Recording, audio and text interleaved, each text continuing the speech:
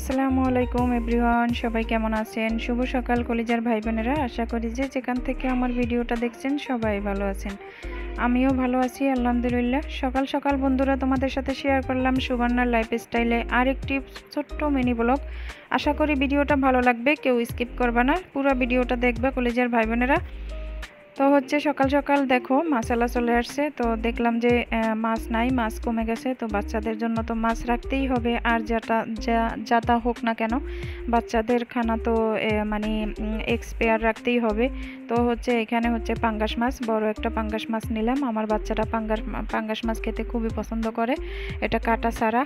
আর এটা যদি ভাজি করে ভুনা করে দেই তাহলে আমার হাজবেন্ডও খায়। আগে আগে খেত না, এখনকার ভিতরে ভালো করে কষাইয়া টমেটো কাঁচামরিচ ভালো করে দিলে তো আমার হাজবেন্ডও খায়।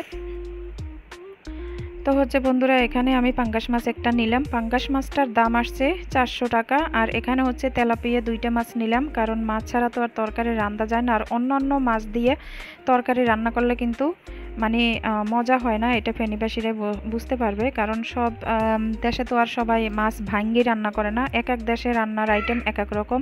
তো এখানে বন্ধুরা আমি 2টা তেলাপিয়া মাছ নিয়েছি 260 টাকা। এই 2টা মাছের দাম পড়ছে 260 টাকা। আর এখানে পাঙ্গাস মাছ, এটার দাম পড়ছে বরাবর 400 টাকা, 2 টাকা কম। তো বন্ধুরা এই সকাল সকাল মাছ 2টা নিয়ে নিলাম।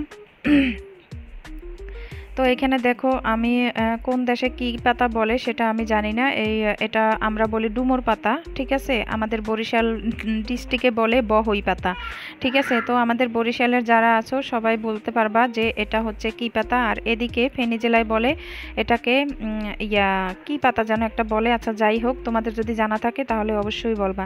তো এই যে পাতা দিয়ে যদি মাছটা পরিষ্কার না করি, সর্বপ্রথম আমি জানতাম না, আমি প্রথমে বিশেষ করে আগে আমাদের পাঙ্গাস মাছ নেওয়া একদমই হতো না, খাওয়া পড়তো না বিশেষ করে।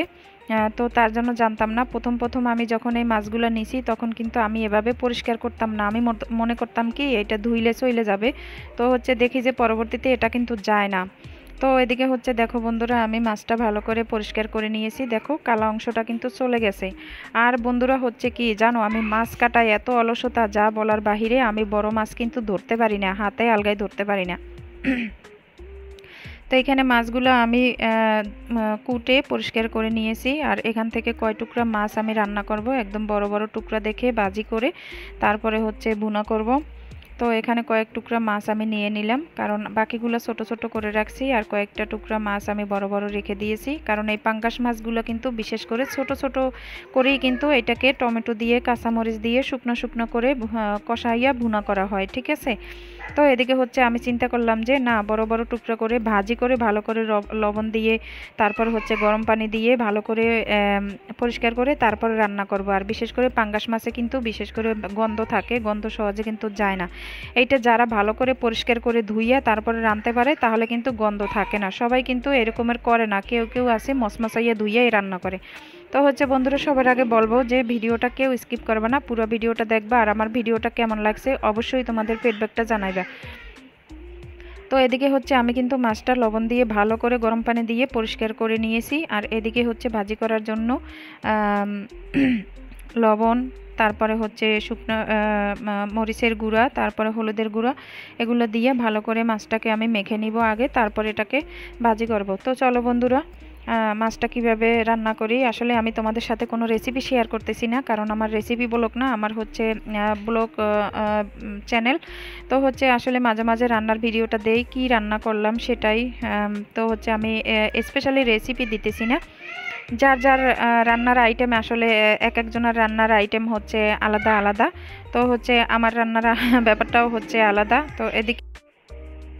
তো এদিকে বন্ধুরা পেঁয়াজ, তারপরে মরিচ, টমেটো এগুলো কেটে নিয়েছি। আর আজকে আমার ব্লেন্ডার করা রসুন ছিল না, তার জন্যই এখানে আমি রসুনগুলো কেটে নিয়েছি, ব্লেন্ডার করা নাই তার জন্য। তো এখানে আমি হলুদ গুঁড়া, মরিচের গুঁড়া, লবণ এগুলো সব কিছু একসাথে দিয়ে দিয়েছি এবং সর্বশেষে দিব তেল। তো এগুলো আমি চুলার উপরে দিয়ে ভালো করে কষাবো। আর এদিকে দেখো বন্ধুরা আমি মাছটা ভেজে নিব। এখানে তেল গরম দিয়ে দিয়েছি। তো আসলে কি বলবো, রান্না করতে আসলে একটা কথা মনে হয়। তো আসলে কিছু বলার নাই। তো যাই হোক বন্ধুরা, এখানে মাছটা আমি ভাজি করে নিতেছি। ভালো করে মাছটা ভাজি করে নিব উল্টাই পাল্টাইয়ে। আসলে এটা কিন্তু ভালো করে মানে একদম মচমচা করে ভাজি করা যাবে না। মচমচা করে ভাজি করলে কিন্তু মাছগুলো কিন্তু এক ধরনের পানসা পানসা লাগে, মানে একটু শুকনো শুকনো লাগে, মনে হয় যেন অনেক দিনের মাছ। তো তাজা মাছ, এটাকে হালকা একটু লাল বর্ণ করে ভাজি করব, যাতে এটা কষানোর পরে মাছটা ভেঙে না যায়। তো দেখো বন্ধুরা, এখানে কিন্তু আমি মাছটা ভেজে নিয়েছি এখানে। আর কিন্তু এটাকে ভালো করে আর ভাজা যাবে না, তাহলে হচ্ছে মাছটা শক্ত হয়ে যাবে। এর উপর দিয়েই আমি মাছটাকে কষাই নেব। তো আসলে বন্ধুরা কি বলবো, আমার ভিডিওটা যদি তোমাদের কাছে ভালো লাগে অবশ্যই লাইক কমেন্ট শেয়ার করে দিবা, আর হচ্ছে মন্তব্যটা ভালো করবা। তো তোমাদের একটা মন্তব্যেই আমার ভিডিওটা অনেক গ্রো হবে। তো যাই হোক বন্ধুরা, সবাইকেই বলতেছি যারা আমরা ইউটিউবে কাজ করি, প্রত্যেকের ভিডিও দেখে প্রত্যেকে আমরা কি বলবো, ভালো একটা কমেন্ট করব, ভালো একটা মন্তব্য করব, এটাই তো হচ্ছে আমরা আশা করি।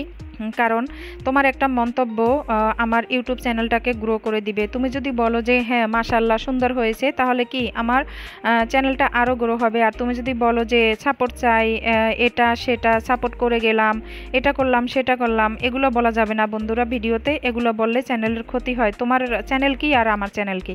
তো এদিকে দেখো বন্ধুরা, আমি কিন্তু এটাকে কষাইয়া সামান্য একটু জোশ করে নিলাম। এখন কিন্তু আমি মাছগুলো দিয়ে দিব। তো তোমাদের একটা মন্তব্য, আমরা যারাই হচ্ছে যাদের ভিডিও চাই না কেন, ভিডিওটা যদি একটু ডিফারেন্সও হয় তবুও কিন্তু আমাদের হচ্ছে কর্তব্য যে ভিডিওটা সুন্দর হয়েছে, এগিয়ে যাও, বা সাপোর্ট করে গেলাম, এগুলো কিন্তু বলা যাবে না। ভিডিও সুন্দর হয়েছে, ভালো হয়েছে, এগুলো বলতে হবে অবশ্যই। তো হচ্ছে বন্ধুরা, অলরেডি আমার রান্না শেষ হয়ে গেছে। আমার রান্নাটা কেমন হয়েছে, মাছের কালারটা কেমন হয়েছে, তোমরা কিন্তু সবাই এটা জানাতে ভুলিও না। তো হচ্ছে বন্ধুরা, ভালো থাকবা, দেখা হবে পরবর্তী ভিডিওতে। আসসালামু আলাইকুম।